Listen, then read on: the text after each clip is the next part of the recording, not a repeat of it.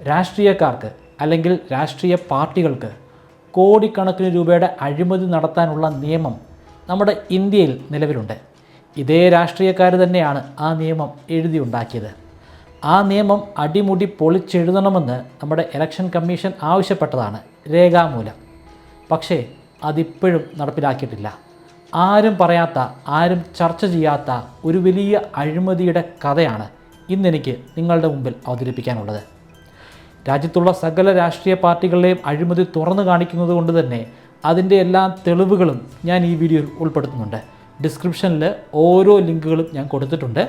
ഞാൻ വീഡിയോയിൽ ഓരോ സ്റ്റാറ്റിസ്റ്റിക്സ് പറയുമ്പോഴും അതിൻ്റെ എല്ലാം സ്ക്രീൻഷോട്ട് പരമാവധി എടുത്ത് വീഡിയോയിൽ കൊടുക്കാനും ഞാൻ ശ്രമിക്കുന്നതാണ്. രാഷ്ട്രീയ പാർട്ടികൾ ബോധപൂർവം നടത്തിക്കൊണ്ടിരിക്കുന്ന മണി ലോണ്ടറിങ്ങിനെക്കുറിച്ചും അവരുടെ കോടിക്കണക്കിന് രൂപയുടെ അഴിമതികളെക്കുറിച്ചും പറയുന്നതിന് തൊട്ട് മുമ്പ് ഈ രാജ്യത്തിൻ്റെ അവസ്ഥ എന്താണെന്ന് നമ്മൾ മനസ്സിലാക്കണം.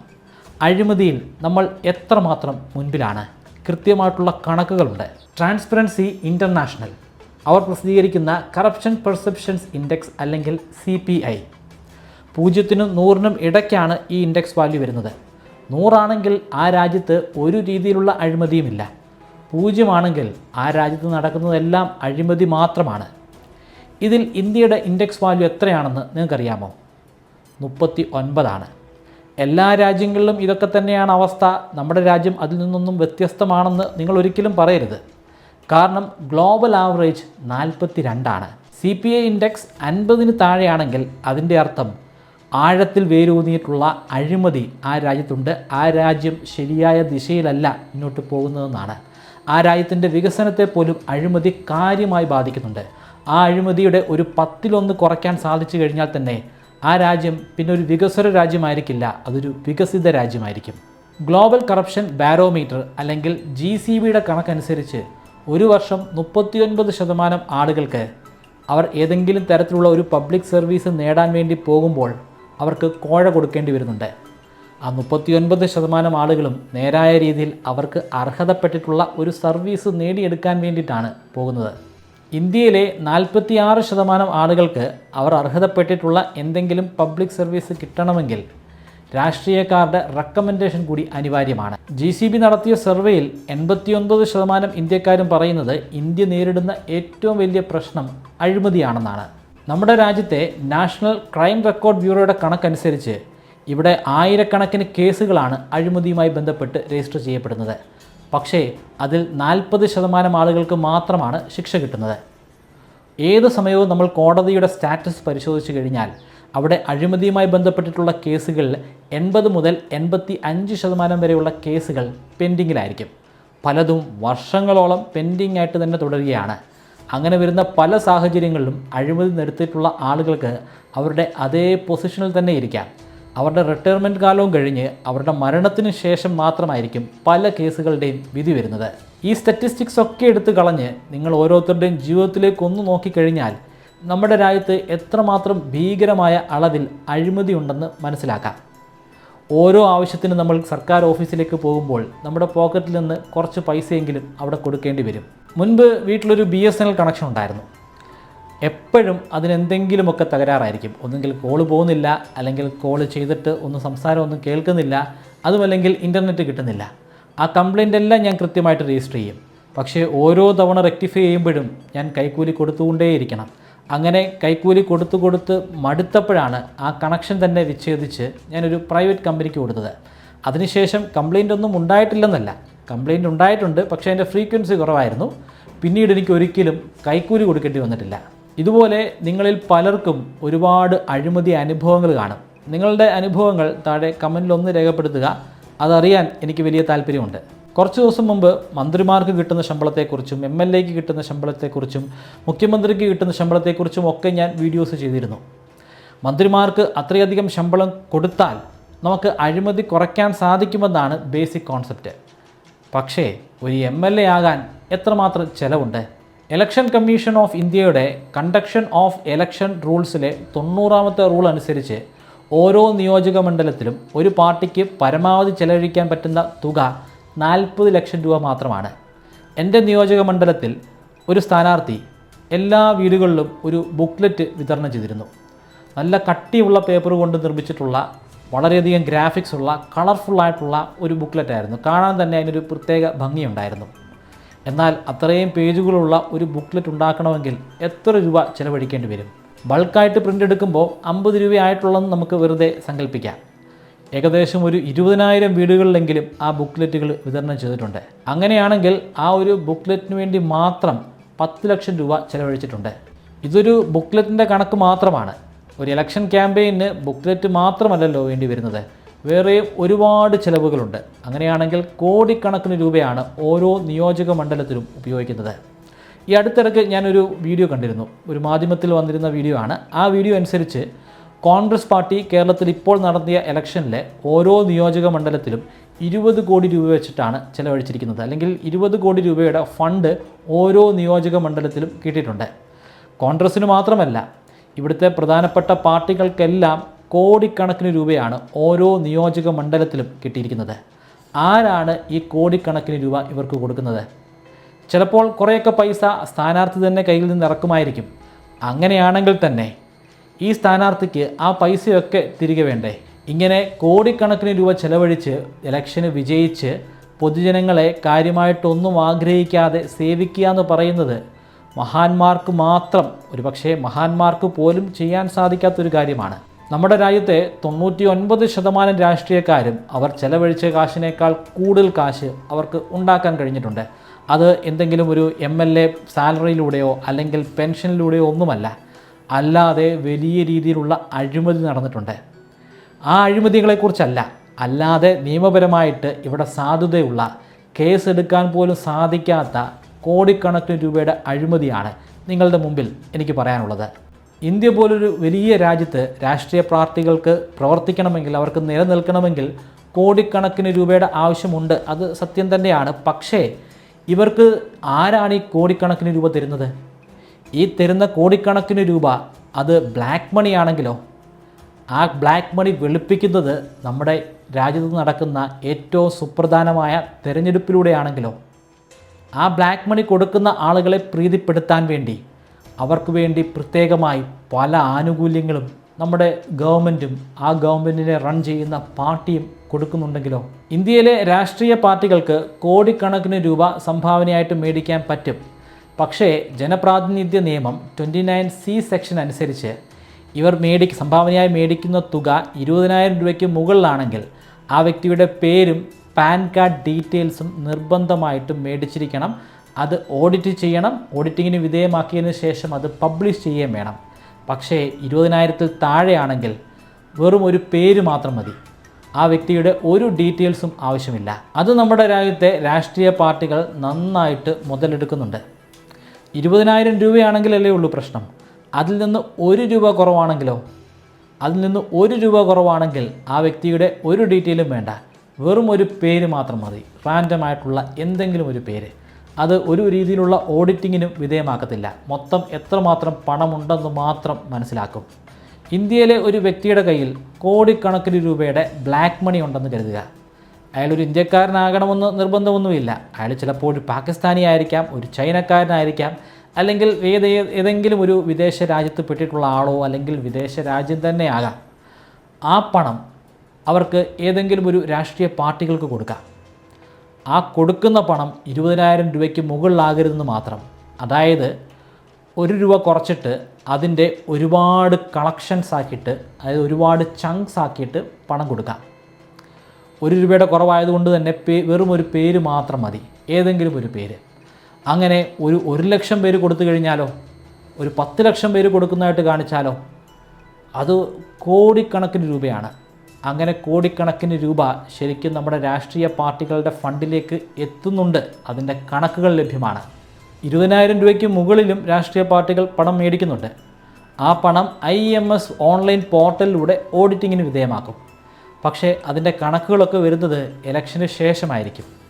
ചിലപ്പോൾ ജനത്തിന് ഒട്ടും സ്വീകാര്യനല്ലാത്ത ഒരു വ്യക്തിയുടെ കയ്യിൽ നിന്നായിരിക്കും നിയമപ്രകാരം പാർട്ടികൾ പണം മേടിച്ചിരിക്കുന്നത്.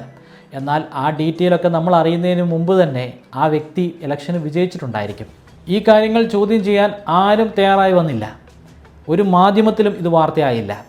ഒടുവിൽ 2022 ഇന്ത്യയുടെ ചീഫ് ഇലക്ഷൻ കമ്മീഷനായിരുന്ന രാജീവ് കുമാർ ഒരു കത്തെഴുതി. ആ കത്ത് അങ്ങ് ലോ മിനിസ്റ്ററിന് അയച്ചു കൊടുത്തു. 20,000 രൂപ എന്ന് പറയുന്ന ആ ത്രഷോൾഡ് കുറച്ച് 2,000 രൂപയെങ്കിലും ആക്കണം. അത് വളരെ അർജൻറ്റായിട്ട് ചെയ്യേണ്ട ഒരു കാര്യം തന്നെയാണ്. അദ്ദേഹം ശക്തമായിട്ട് തന്നെ രേഖപ്പെടുത്തി. പക്ഷേ ഇന്നും അത് നിയമമായിട്ടില്ല. ഇന്നും ആ ലെറ്റർ പൊടി പിടിച്ച് ലോ മിനിസ്ട്രിയിൽ തന്നെ കിടപ്പുണ്ട്. 2015 ലോ കമ്മീഷൻ വളരെ സുപ്രധാനമായിട്ടുള്ള ഒരു റിപ്പോർട്ട് വെച്ചു, 255th റിപ്പോർട്ട്. ഈ റിപ്പോർട്ട് അനുസരിച്ച് 20,000-ൽ താഴെയുള്ള പൈസ ഒരു ഡീറ്റെയിലും ഇല്ലാതെ തന്നെ, പാൻ കാർഡോ ഒന്നുമില്ലാതെ തന്നെ കളക്ട് ചെയ്യാം. പക്ഷേ അത് മൊത്തം 20,000 കോടിക്ക് മുകളിലാകാൻ പാടില്ല. എത്രയോ ആളുകൾ പണം നിക്ഷേപിച്ചാൽ മാത്രമാണ്, 20,000-ൽ താഴെ പണം നിക്ഷേപിച്ചാൽ മാത്രമാണ് അത് 20 കോടി എന്ന് പറയുന്ന ഒരു വലിയ സംഖ്യയിലെത്തുന്നത്. ഒന്നെങ്കിൽ അങ്ങനെയാക്കണം, അല്ലെങ്കിൽ അവർക്ക്, അതായത് ആ രാഷ്ട്രീയ പാർട്ടിക്ക് മൊത്തം കിട്ടുന്ന ഫണ്ടിൻ്റെ 20% താഴെ ആയിരിക്കണം ഇങ്ങനെ ഒരു രേഖയുമില്ലാതെ കിട്ടുന്ന ഫണ്ട്. പക്ഷേ ഈ റിപ്പോർട്ടും പൊടി പിടിച്ച് അവിടെ തന്നെ കിടപ്പുണ്ട്. ഇതൊന്നും നിയമമാക്കിയിട്ടില്ല. ഇവിടെ 20% ഒരു കണക്ക് ഞാൻ പറഞ്ഞില്ലേ, അങ്ങ് ഉത്തർപ്രദേശിലൊരു പാർട്ടിയുണ്ട്, BSP, മായാവതിയുടെ BSPയുടെ കണക്കനുസരിച്ച് അവർക്ക് കിട്ടുന്ന പണത്തിൻ്റെ 100% ഒരു ഡീറ്റെയിലും മേടിക്കാതെയുള്ള പണമാണ്. അതായത് ആരൊക്കെയാണ് അവർക്ക് പണം തന്നതിനുള്ള ഒരു ഡീറ്റെയിലും അവരുടെ പക്കലില്ല. കാരണം അവർക്ക് കിട്ടിയിരിക്കുന്ന ഓരോ ഡൊണേഷനും 20,000-ന് താഴെയാണ്. അതിൽ മിക്കതും 20,000-നോട് ചേർന്ന് കിടക്കുന്ന സംഖ്യയാണ്. ബോധപൂർവം 20,000 രൂപ ആക്കാതിരിക്കുകയാണ്. അതെന്തിനാണ് ബോധപൂർവം അങ്ങനെ ആക്കാതിരിക്കുന്നത്? 20,000 രൂപ ആക്കിയത് കൊണ്ട് ആർക്കെന്ത് നഷ്ടം? 20,000 രൂപയാണെന്ന് പറഞ്ഞാൽ അവർക്കെന്തെങ്കിലും നഷ്ടപ്പെടാനുണ്ടോ? ഒന്നും നഷ്ടപ്പെടാനില്ല. പക്ഷേ ആ പണം കള്ളപ്പണമാണെങ്കിൽ അവർക്ക് നഷ്ടപ്പെടാനുണ്ട്. നിയമപ്രകാരമുള്ള പണമല്ലെങ്കിൽ അവർക്ക് നഷ്ടപ്പെടാൻ ഒരുപാട് കാര്യങ്ങളുണ്ട്. അതുകൊണ്ട് തന്നെ ബോധപൂർവം ആ കള്ളപ്പണം അവർ വെളുപ്പിക്കുകയാണ്. നമ്മുടെ രാജ്യത്തെ നിയമം ഉപയോഗിച്ച് തന്നെ അത് കാലങ്ങളായി വെളുപ്പിച്ചുകൊണ്ട് തന്നെ ഇരിക്കുന്നു. പക്ഷേ ഒരൊറ്റ രാഷ്ട്രീയ നേതാവ് പോലും ഇതിനെതിരെ സംസാരിക്കുന്നില്ല. ഒരു പാർട്ടിയും പാർലമെൻറ്റിൽ ഇതിനെക്കുറിച്ച് ഒരക്ഷരം പോലും മിണ്ടുന്നില്ല. കോൺഗ്രസിനും ഇത് കുഴപ്പമില്ല, BJPക്കും കുഴപ്പമില്ല, മറ്റ് ഒരു പാർട്ടികൾക്കും ഇത് കുഴപ്പമില്ല. ചില ഘട്ടങ്ങളിലൊക്കെ CPIയുടെയും CPMലെയും ഒക്കെ നേതാക്കന്മാർ ഇതിനെതിരെ പല രീതിയിൽ സംസാരിച്ചിട്ടുണ്ട്. പക്ഷേ ബക്കറ്റ് പിരിവിലൂടെയൊക്കെ ഏറ്റവും കൂടുതൽ പണമുണ്ടാക്കുന്ന പാർട്ടികളിലൊന്നാണ് CPIയും CPMും. എന്തിനാണ് BSP ഒരു രേഖയുമില്ലാതെ അവരുടെ 100% പണവും ഇങ്ങനെ മേടിക്കുന്നതെന്ന് അവരുടെ നേതാക്കന്മാരോട് പലകുറി ചോദിച്ചിട്ടുണ്ട്. അവർക്കൊക്കെ പറയാനുള്ളത് ഒരൊറ്റ ഉത്തരമാണ്. അവർക്ക് പണം തരുന്നതൊക്കെ വളരെ വളരെ പാവപ്പെട്ട സാധാരണക്കാരായിട്ടുള്ള മനുഷ്യരാണ്. അപ്പോൾ അവർ 50 രൂപയും 100 രൂപയൊക്കെ ആയിട്ട് വരുമ്പോൾ അവരോട് പാൻ കാർഡൊന്നും ചോദിക്കാൻ പറ്റത്തില്ല. അത് അതേപടി മേടിക്കാൻ മാത്രമേ പറ്റത്തുള്ളൂ. അങ്ങനെയാണെങ്കിൽ ഈ 50 രൂപ വെച്ച് എത്ര ആളുകൾ ഇട്ടാലാണ് ഈ ആയിരക്കണക്കിന് കോടി രൂപയായി മാറുന്നത്? 50 രൂപ വെച്ച് ഒരു 2 ലക്ഷം സാധാരണക്കാർ UPയിൽ പണം ഡൊണേറ്റ് ചെയ്താൽ പോലും അത് വെറും 1 കോടി രൂപ മാത്രമാണ്. ആയിരക്കണക്കിന് കോടി രൂപയാകണമെങ്കിൽ 50ഓ 100ഓ ഒന്നും ഇട്ടാൽ പോരാ. അതിന് ആയിരക്കണക്കിന് പൈസ ഇടണം. 20,000 രൂപയ്ക്ക് തൊട്ട് താഴെയായിട്ട് ഇടണം. അങ്ങനെ അത്രയും പൈസ ഡൊണേഷനായിട്ട് കൊടുക്കാൻ സാധിക്കുന്ന ഏത് സാധാരണക്കാരനാണ് ഉത്തർപ്രദേശിലുള്ളത്? ഒരു 2 വർഷം മുമ്പ് നമ്മുടെ രാജ്യത്ത് ഇലക്ട്രൽ ബോണ്ട് നിലവിലുണ്ടായിരുന്നു. സാധാരണക്കാർക്ക് പാർട്ടിക്ക് കൊടുക്കാനുള്ള പൈസയല്ല, വലിയ വലിയ കോർപ്പറേറ്റ് ഭീമന്മാർക്ക് രാഷ്ട്രീയ പാർട്ടികൾക്ക് പൈസ കൊടുക്കാനുള്ള ഒരു വകുപ്പാണ്. ഈ നിയമം അനുസരിച്ച് രാഷ്ട്രീയ പാർട്ടികൾക്ക് പണം ഡൊണേറ്റ് ചെയ്തിട്ടുള്ള ആളുകളുടെ ഒരു ഡീറ്റെയിൽസും വെളിയിൽ കൊടുക്കേണ്ട ആവശ്യമില്ല. അതായത് കോർപ്പറേറ്റ് ഭീമന്മാർക്ക് അവരുടെ കയ്യിലുള്ള കോടിക്കണക്കിന് കള്ളപ്പണം രാഷ്ട്രീയ പാർട്ടികൾക്ക് കൊടുക്കാം. പിന്നീട് പ്രത്യുപകാരമായിട്ട് അവർ ഒരുപാട് കാര്യങ്ങൾ ഇതേ കോർപ്പറേറ്റ് ഭീമന്മാർക്ക് ചെയ്തു കൊടുക്കും. അങ്ങനെ ചെയ്തു കൊടുക്കണമല്ലോ. അങ്ങനെ ചെയ്തു കൊടുക്കാൻ വേണ്ടിയിട്ടാണല്ലോ അവർ ഇത്രയും പണം രാഷ്ട്രീയ പാർട്ടികൾക്ക് കൊടുക്കുന്നത്. പക്ഷേ 2024 സുപ്രീം കോടതി ഇതിൽ ഇടപെട്ടു. സുപ്രീം കോടതി പറഞ്ഞു, ഇനി ഇത്തരത്തിലുള്ള പരിപാടിയൊന്നും ഇവിടെ നടക്കില്ല. ഇലക്ട്രൽ ട്രസ്റ്റിലൂടെ മാത്രം പണമിടപാട് നടത്തിയാൽ മതി. ഇലക്ട്രൽ ട്രസ്റ്റ് എന്ന് പറഞ്ഞാൽ ഒരു നോൺ പ്രോഫിറ്റബിൾ ട്രസ്റ്റാണ്. അവിടെ പണമൊന്നും ലാഭമായിട്ടുണ്ടാക്കിയെടുക്കാൻ സാധിക്കില്ല. അതൊരു കമ്പനിയാണ്, കമ്പനിയായിട്ട് സ്ഥാപിക്കാം. 2013 കമ്പനീസ് ആക്റ്റിലെ സെക്ഷൻ 8 അനുസരിച്ചിട്ടാണ് ഈ കമ്പനി അല്ലെങ്കിൽ ഈ ട്രസ്റ്റ് പ്രവർത്തിക്കുന്നത്.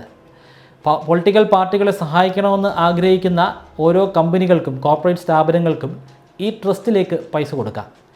ഈ ട്രസ്റ്റ് അതിൽ നിന്നും 5%, ഒരു വർഷം കിട്ടുന്ന മൊത്തം പണത്തിൻ്റെ 5% അവരുടെ അഡ്മിനിസ്ട്രേഷൻ ചെലവുകൾക്ക് വേണ്ടിയിട്ടും അവർക്ക് ശമ്പളം കൊടുക്കാൻ വേണ്ടിയൊക്കെ ഉപയോഗിക്കാം. ബാക്കി വരുന്ന 95% പണം അത് ഓരോ രാഷ്ട്രീയ പാർട്ടികൾക്ക് വേണ്ടി വീതിച്ചു കൊടുക്കാം. പണം കൊടുക്കുന്ന കമ്പനികൾക്ക്, കോർപ്പറേറ്റ് സ്ഥാപനങ്ങൾക്ക് പറയാൻ പറ്റില്ല ഇന്ന രാഷ്ട്രീയ പാർട്ടിക്ക് കൊടുക്കണമെന്ന്. മറിച്ച് ഇത് തീരുമാനിക്കുന്നത് ആ ട്രസ്റ്റാണ്. ട്രസ്റ്റിനും വെറുതെ അങ്ങ് തീരുമാനിക്കാൻ പറ്റില്ല. ഓരോ രാഷ്ട്രീയ പാർട്ടിയുടെയും പെർഫോമൻസ് അനുസരിച്ച്, ഇലക്ഷനുകളിൽ നടത്തുന്ന പെർഫോമൻസ് അനുസരിച്ച് അവർക്ക് കിട്ടുന്ന സീറ്റുകളുടെ അടിസ്ഥാനത്തിലായിരിക്കും ഈ പണം വിഭജിക്കപ്പെടുന്നത്. കഴിഞ്ഞ വർഷം 3826.34 കോടി രൂപയാണ് എല്ലാ ട്രസ്റ്റുകളിലുമായി കിട്ടിയത്. ഈ പണം 21 രാഷ്ട്രീയ പാർട്ടികൾക്കായിട്ട് വീതിക്കപ്പെടും. കഴിഞ്ഞ വർഷം ഇതിൽ ഏറ്റവും കൂടുതൽ ശതമാനവും കിട്ടിയത് BJPക്കാണ്. അവർക്ക് മൊത്തം തുകയുടെ 85.52% കിട്ടി. അതായത് 3157.65 കോടി. രണ്ടാം സ്ഥാനം കോൺഗ്രസിനാണ്. അവർക്ക് 298 കോടി രൂപ കിട്ടി, 8%. മൂന്നാം സ്ഥാനം തൃണമൂൽ കോൺഗ്രസിന്. അവർക്ക് 2.67% കിട്ടിയത്. BJPയും കോൺഗ്രസും ഒഴിവാക്കി കഴിഞ്ഞാൽ ബാക്കിയുള്ള 19 പാർട്ടികൾക്ക് കിട്ടിയത് വെറും 7% മാത്രം. ഇതിൻ്റെ ഓഡിറ്റിങ്ങിലും ഒരുപാട് പ്രശ്നങ്ങളുണ്ടായിരുന്നു. മൊത്തം തുകയുടെ 1065 കോടി രൂപ ഏത് സോഴ്സിൽ നിന്നാണ് വന്നത്, അതായത് കൃത്യമായിട്ട് ഏത് കോർപ്പറേറ്റ് സ്ഥാപനമാണ് കൊടുത്തതെന്ന് ഇപ്പോഴും നമുക്ക് കണ്ടെത്താൻ കഴിഞ്ഞിട്ടില്ല. ഒരുപക്ഷേ അത് ബ്ലാക്ക് മണി ആകാം. ബ്ലാക്ക് മണിയായിട്ട് തന്നെ സ്വീകരിക്കാനുള്ള നിയമമുണ്ട്. അതിന് പുറമെയാണ് ഇവിടുത്തെ ശക്തമായിട്ടുള്ള ഒരു നിയമത്തിൽ, മറ്റൊരു നിയമത്തിൽ വേറൊരു ലൂപ്പ് ഹോൾ കൂടെ ഉള്ളത്. ഇലക്ട്രൽ ട്രസ്റ്റുകൾക്ക് ഏറ്റവും കൂടുതൽ പണം കൊടുത്തത് എലിവേറ്റഡ് അവന്യൂ റിയാലിറ്റി LLP ആണ്. 500 കോടി രൂപയാണ് അവർ നിക്ഷേപിച്ചത്. രണ്ടാം സ്ഥാനം ടാറ്റ സൺസ് 308 കോടി. മൂന്നാം സ്ഥാനം TCS 217 കോടി രൂപ. നിങ്ങളുടെ കയ്യിൽ കോടിക്കണക്കിന് കള്ളപ്പണം ഉണ്ടെങ്കിൽ, നിങ്ങൾ ഇന്ത്യയിലാണ് ജീവിക്കുന്നതെങ്കിൽ, നിങ്ങൾ ഒന്നുകൊണ്ടും പേടിക്കേണ്ട ആവശ്യമില്ല. ഏതെങ്കിലും ഒരു രാഷ്ട്രീയ പാർട്ടിക്ക് അതിൻ്റെ ഒരു വിഹിതം കൊടുക്കുക. ആരും അറിയാൻ പോകുന്നില്ല. ബാക്കി കള്ളപ്പണം എന്തു ചെയ്യണമെന്ന് ആ രാഷ്ട്രീയ പാർട്ടി അധികാരത്തിൽ വരുമ്പോൾ നിങ്ങൾക്ക് പറഞ്ഞു തരും. അല്ലെങ്കിൽ അവർ പുതുതായി ഉണ്ടാക്കുന്ന പല നിയമങ്ങളും നിങ്ങളെയും നിങ്ങളുടെ കമ്പനിയെയും സഹായിക്കുന്നതായിരിക്കും.